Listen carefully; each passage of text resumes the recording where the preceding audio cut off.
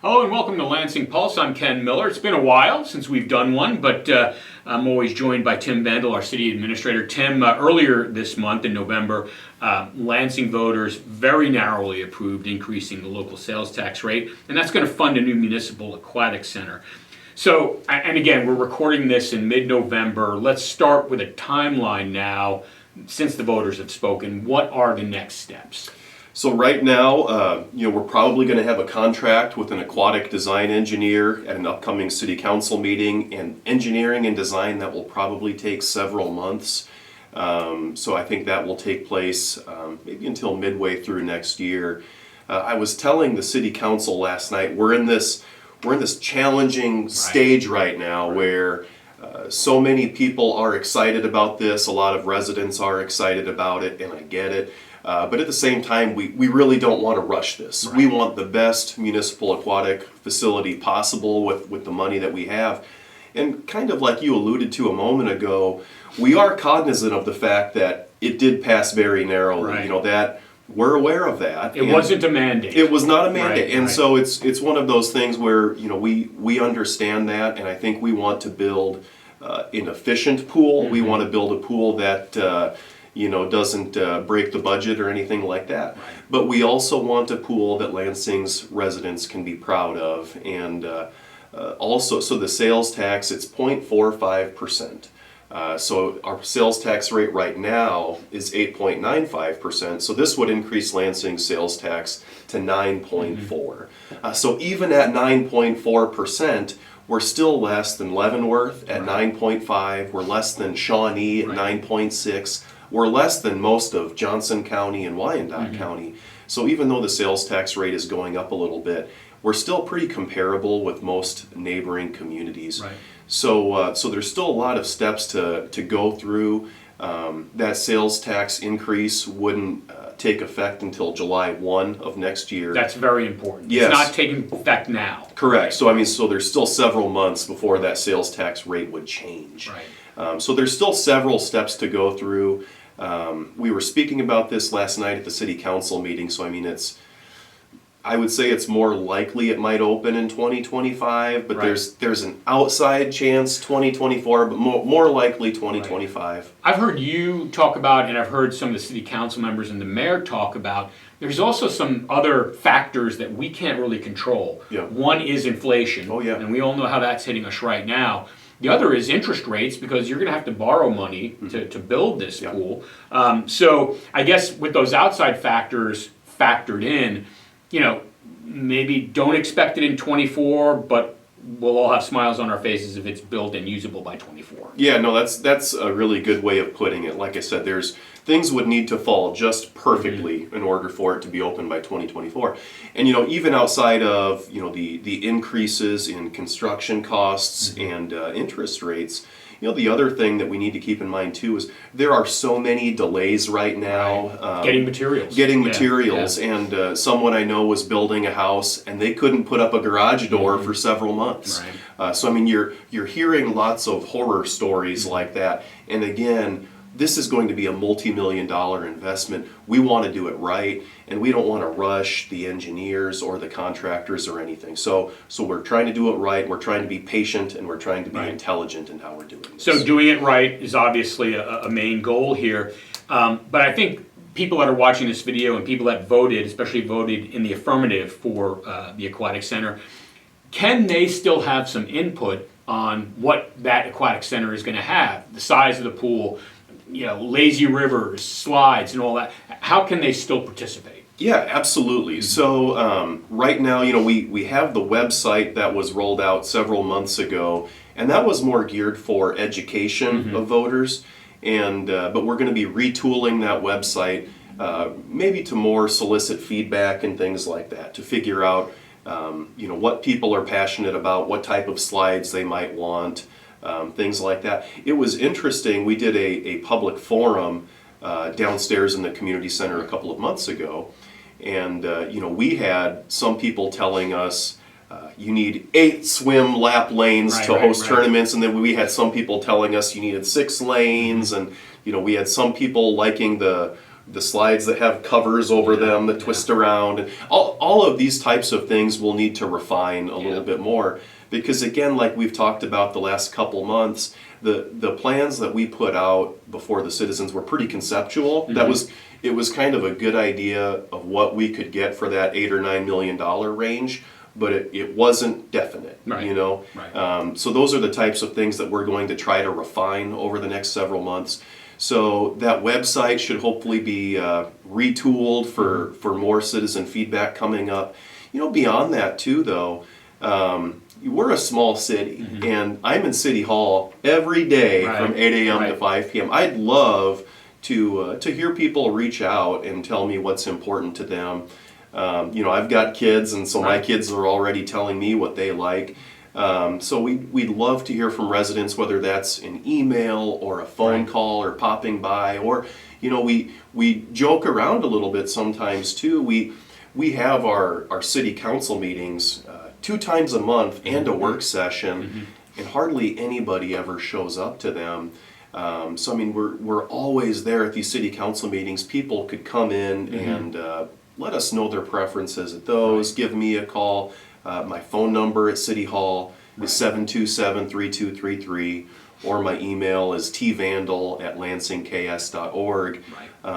You know, we're really interested in hearing that feedback, so people can still chime in on what's important to them. Right, and I think you talked about last night, and while we don't have dates set, I think we do intend to have a couple more Saturday coffees, and obviously the Aquatic Center would be front and center when you're discussing opinions about that in terms of what should be located at that facility. All right, last question on the pool, and then we'll move on to a couple other topics.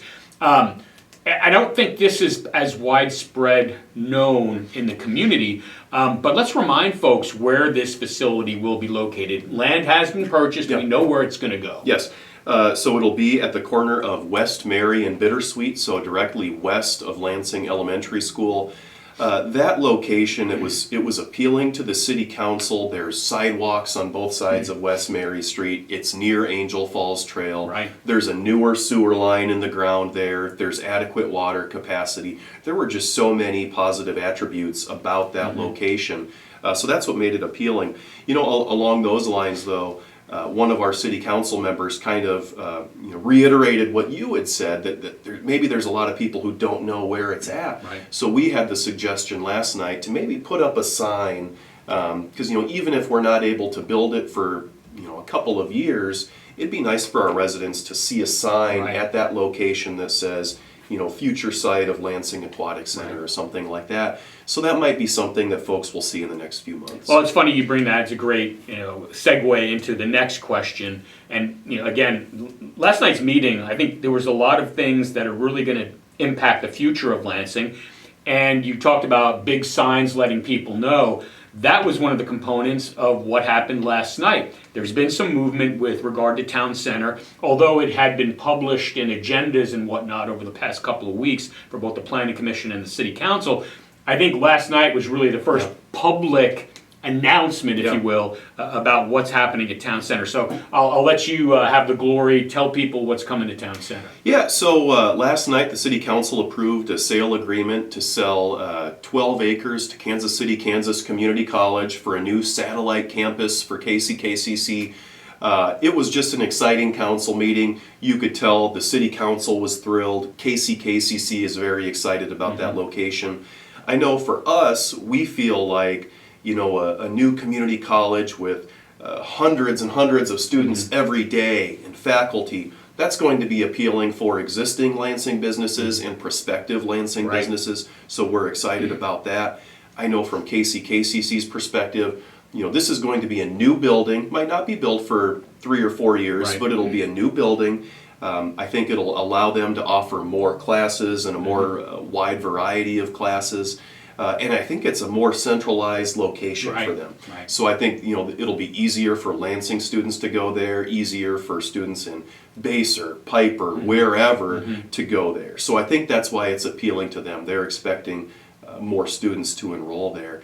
So just it's a win-win, I think, for Lansing and Kansas City, Kansas Community College. Where this will be, it'll be on that far south side of town center. So be thinking close to the coffee shop, Scooters, Country Club, Bank, right. Sonic, those types of businesses. It'll be on that far south area there. But again, we're just thrilled about this.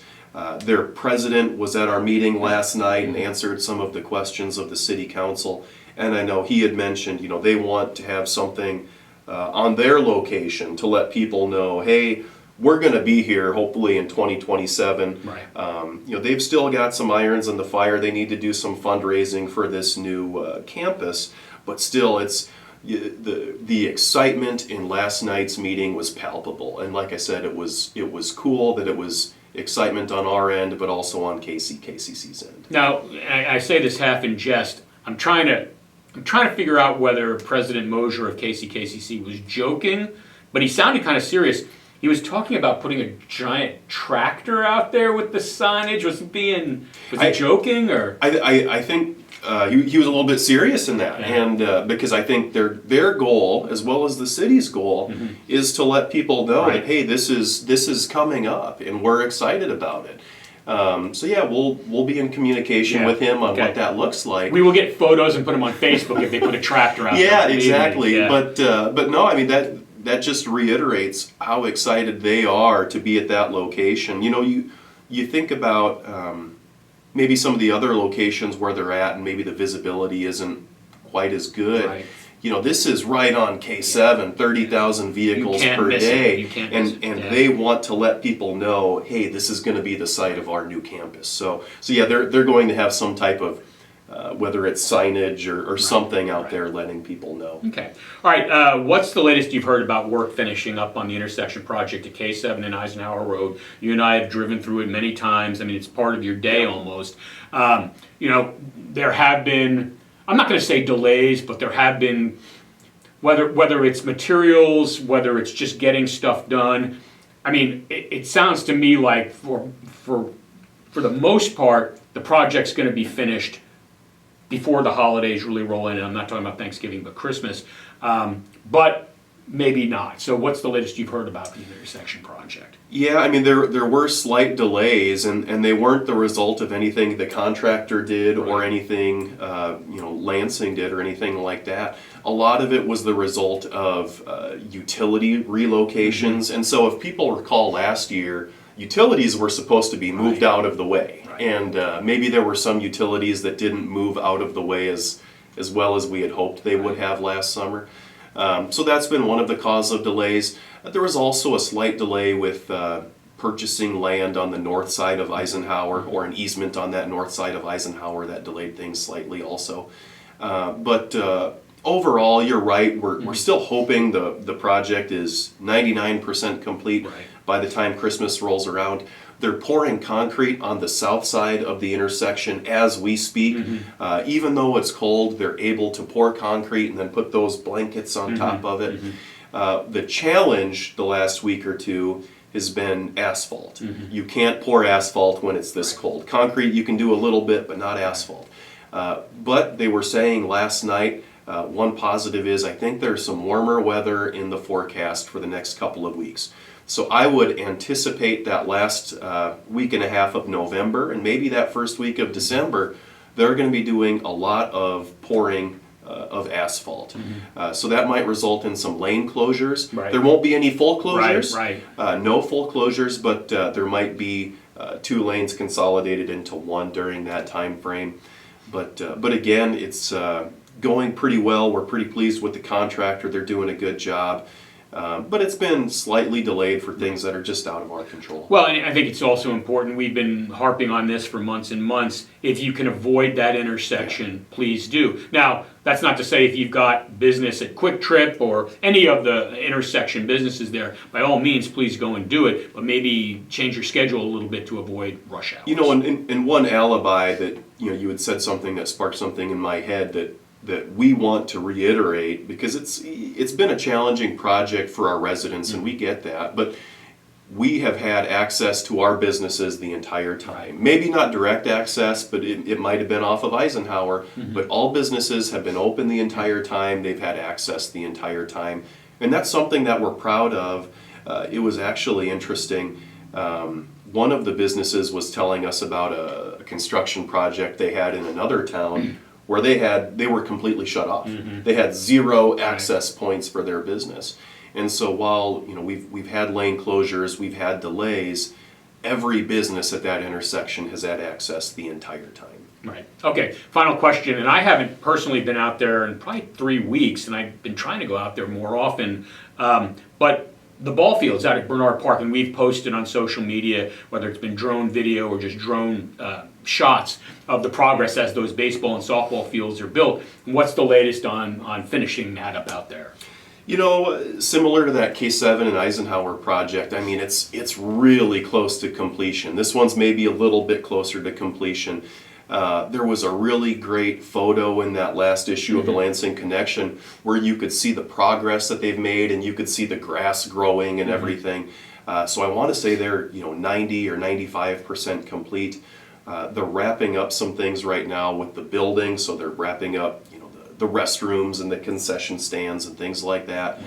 The other thing that popped up at the council meeting 2 or 3 weeks ago, we added a change order to add a batting cage with electricity. So that might be something that's appealing for folks who just want to take their kid and do a little batting practice. And coaches too. And coaches, yeah. Right. So that's something that we added. That's I believe they're working on that right now. So that project is going really well. I'm talking a lot about our council meeting last night, but it was a very relevant meeting. One of our council members really brought up something that was it was very poignant. And toward the end of the meeting, he had said, sit back and think about this last year, Councilman Brungart. And he had said, you look at, we started off the year with Harbor Freight, a brand new business that's generating a lot of sales tax. Not only that, we've got a business that's near completion in Family Eye Care in Town Center. We just sold land to Kansas City, Kansas Community College. We're making all of these improvements to Bernard Park that we've been talking about for 10 years. We're finally getting them done. We're making improvements to that intersection as a result of new businesses. And then just recently, the voters in Lansing approved a sales tax for that new aquatic center. So I mean, there's so many exciting things happening in Lansing right now, and I was really happy that Councilman Brungart brought that up, because sometimes we do get caught up in the minutia of being frustrated about code enforcement, frustrated about a speeding ticket, frustrated about a yard being torn up, whatever, and those are all valid things. But it was just great to hear, you think about these really big ticket, overarching things in Lansing. 2022 has just been a fantastic year. And just to add to that, think about what we were all worried about 2.5 years ago. Because of the pandemic, everybody was worried about the economy and what it was going to do, how it was going to slow everything down. And I'm not saying that COVID had anything to do with this, but you look at the last month or two and all these things that have started to come to fruition. Who would have thought in 2020 that this would be going on? Exactly. All right, I've been speaking with Lansing City Administrator Tim Vandall for Lansing Pulse. I'm Ken Miller.